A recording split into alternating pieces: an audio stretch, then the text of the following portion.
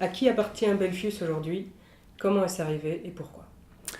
Alors on peut dire d'une certaine manière que Belfius en fait appartient à toutes les citoyennes et tous les citoyens belges. En effet, en 2011, après la débâcle financière de Dexia, les pouvoirs publics ont racheté la banque pour 4 milliards d'euros. Et donc si les pouvoirs publics ont racheté la banque, on pourrait penser qu'il serait normal que ce sont les pouvoirs publics qui contrôlent et qui gèrent, à la limite par exemple via le Parlement, cette banque. Or, ce n'est pas du tout le cas. En fait, même si l'État est actionnaire à 100% de la banque Belfius, c'est une société anonyme de droit privé. Et donc, le gouvernement a nommé le conseil d'administration, mais en lui donnant un mandat très clair, à savoir de gérer la banque comme une entreprise privée avec pour objectif principal la maximisation de la rentabilité. Et donc, en fait, on est un peu face à une structure bizarre parce que d'un côté, on pourrait penser que c'est une banque publique, donc qu'elle aurait une mission de service public, mais en fait, elle fonctionne tout à fait comme une banque privée. Le gouvernement propose de privatiser et de vendre partiellement Belfius afin de diminuer la dette publique. En quoi c'est une bonne ou une mauvaise proposition? Alors il faut être très clair, pour moi, mais aussi pour la plateforme Belfius est à nous, qui est composée de presque une trentaine d'organisations de mouvements sociaux, dont la FGTB Wallonne, le 7K, le CEPAG, le CADTM, Attac, Fairfin, Financité et encore d'autres. On trouve que c'est une très mauvaise proposition. Et notamment parce que toutes les raisons qui sont invoquées officiellement par le gouvernement pour justifier cette éventuelle privatisation partielle ne tiennent pas du tout la route. Le premier argument qu'ils donnent, c'est l'argument financier. Ça va rapporter de l'argent. Et donc là, les estimations disent qu'une privatisation partielle pourrait rapporter entre 1,4 et 4 milliards d'euros. Et ce qu'ils disent, c'est qu'ils vont pouvoir utiliser cet argent-là pour diminuer la dette publique belge. Et les calculs sont très simples. On estime que si on utilise l'argent de la privatisation pour la diminution, on va aboutir à quoi? À une diminution d'un demi ou maximum de 1% de la dette publique belge, c'est-à-dire la faire diminuer de 106 à 105,5. Donc ça ne changerait pas du tout la situation. Il y a un deuxième élément qui est important au niveau financier, c'est une vision à très court terme, parce qu'il faut vraiment garder en tête que la banque Belfius, pour l'instant, est une banque rentable. En 2016, elle a fait 531 millions d'euros de bénéfices après impôts et elle a redistribué à son actionnaire, son unique actionnaire, c'est-à-dire l'État belge, 230 millions d'euros. Et les prévisions pour 2017, c'est que la banque Belfius va donner à l'État belge environ 250 millions d'euros de dividendes. Et donc si on privatise la banque, eh bien c'est autant de dividendes qui ne seront pas reversés à l'État belge. Donc c'est vraiment une vision à court terme. Le deuxième argument qu'il donne, c'est de dire que ce n'est pas grave, c'est une vente partielle, on ne vendra qu'un petit peu. Mais là, il faut être vraiment très prudent, je pense, parce qu'on nous a déjà fait le coup en Belgique et dans beaucoup d'autres pays en Europe et ailleurs dans le monde. C'est qu'au départ, on dit on vend un petit peu et puis pour finir, en fait, on se rend compte qu'on est dans un processus vers une privatisation partielle. Je rappelle l'exemple très simple de la CGER. En 1993, l'État belge a vendu 50% des actions et moins une voix au secteur privé, soi-disant pour sauver la sécurité sociale. Là, ce n'était pas pour diminuer la dette, mais pour sauver la sécurité sociale, en disant ce n'est pas grave, on reste l'actionnaire majoritaire avec 50% plus une voix.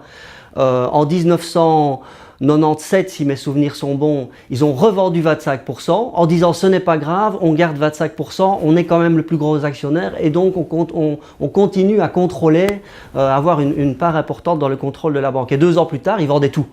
Et donc là, on se pose vraiment la question, et je pense que les citoyens et les citoyennes belges doivent se poser la question, est-ce qu'on n'est pas en train de dire qu'on va privatiser un peu, mais en fait l'objectif est de privatiser tout.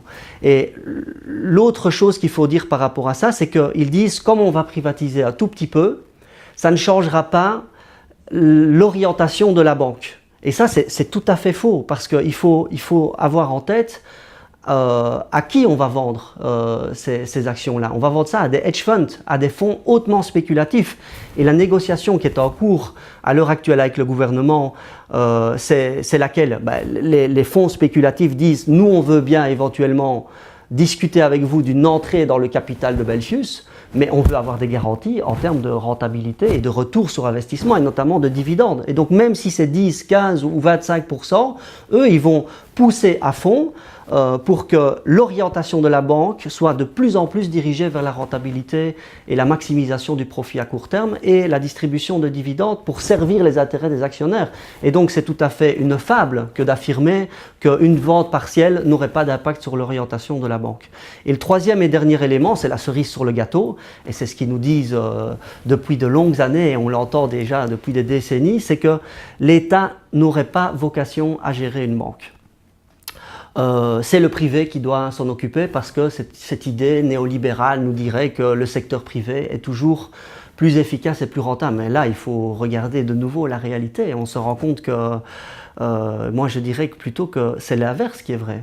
C'est que ces dernières décennies, les banques privées ont montré suffisamment le caractère néfaste et leur incapacité à gérer correctement les banques, parce que la crise financière 2008-2009 n'a pas été organisée par les pouvoirs publics. Elle est directement la conséquence des comportements criminels et spéculatifs des banques privées. Et je rappelle alors aussi, il faut revenir sur, on peut prendre l'exemple de la CGER ou l'exemple du Crédit Communal. Ces deux banques-là ont fonctionné pendant plus d'un siècle comme banque publique sans jamais devoir demander une seule fois 1 euro aux contribuables pour continuer à fonctionner.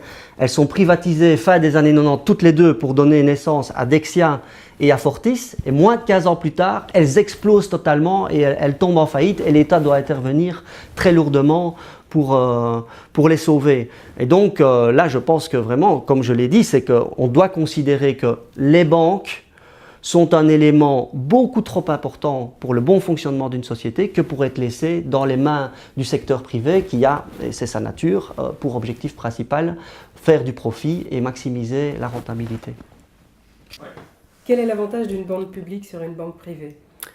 Alors une banque publique peut réellement avoir beaucoup d'avantages, et déjà il faut commencer par dire qu'il y a beaucoup de pays dans le monde qui ont compris l'avantage des banques publiques, et l'Allemagne, la Suisse, le Luxembourg, qui ne sont pas vraiment des exemples de pays communistes ou socialistes, ont un secteur bancaire public et coopératif qui est beaucoup plus développé qu'en Belgique, et qui ont montré leur stabilité aussi face à la crise. Donc ça c'est un premier élément, la stabilité, une plus grande stabilité.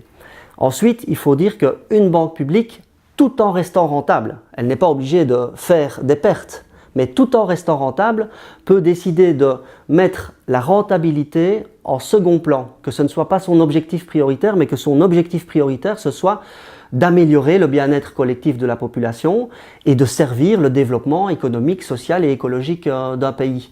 Et donc, une banque publique, tout en garantissant la stabilité de l'épargne et en offrant aux contribuables les services habituels qu'une banque privée peut fournir, avec des carnets de dépôt, d'épargne, des cartes bancaires, etc. Enfin, faire fonctionner le système. Elle peut décider d'avoir une vision à long terme. Elle peut décider de ne pas du tout adopter des comportements spéculatifs, et aussi et surtout d'orienter l'économie dans le sens qu'elle désire, et si on dit qu'on vit en démocratie, dans le sens que la population aurait décidé.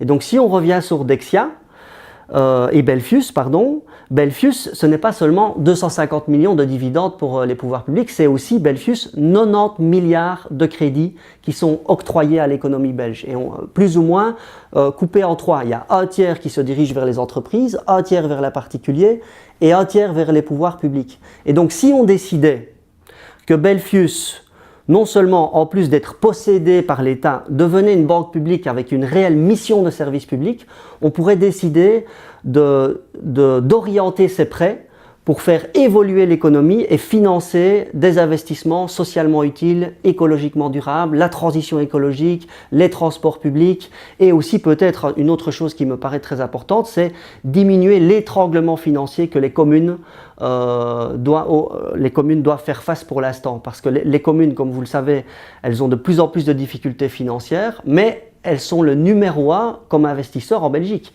Entre 40 et 50% de tous les investissements qui sont réalisés en Belgique sont réalisés par les communes. Or, elles sont dans quelle situation pour l'instant? Elles sont dans une situation où elles empruntent à Belfius ou à d'autres banques à du 3 ou du 4%. alors que la banque Belfius et toutes les autres banques privées, elles peuvent aller se financer à du 0% à la Banque Centrale Européenne. Et donc, tout de suite, on comprend que, évidemment, on ne dit pas que Belfius pourrait aller emprunter à du zéro et prêter à du zéro, parce qu'il faut quand même qu'elle reste rentable et qu'elle finance les frais de fonctionnement, etc. Mais elle pourrait diminuer très fortement les taux auxquels les communes doivent emprunter et donc libérer les investissements communaux et puis décider d'orienter des investissements et d'avoir par exemple des taux d'intérêt différenciés en fonction des investissements qui sont réalisés. Si un investissement est socialement utile, il peut bénéficier d'un taux d'intérêt réduit et si c'est un investissement tout à fait privé avec une logique de profit derrière, etc., Belfius pourrait décider d'octroyer des taux d'intérêt plus importants. Et donc voilà, je pense que une banque publique c'est très important. Il faut absolument que l'opinion publique refuse la privatisation partielle de Belfius et je pense qu'il faudrait aller plus loin parce que pour moi, une banque publique, ce n'est pas suffisant.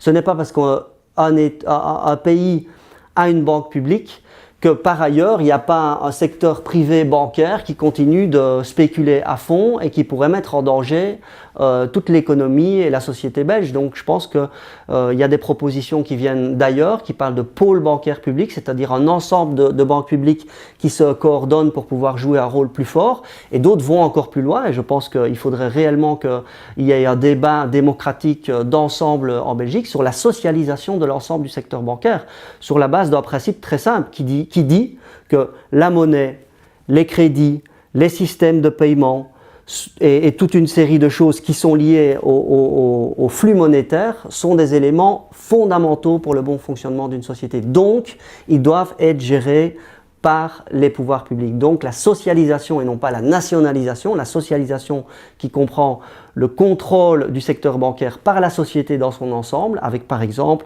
des conseils d'administration où il y aurait les usagers, le personnel des banques, les clients, et les syndicats, etc., qui seraient présents, pourraient décider d'orienter le secteur bancaire dans une direction qui serait progressiste et sociale.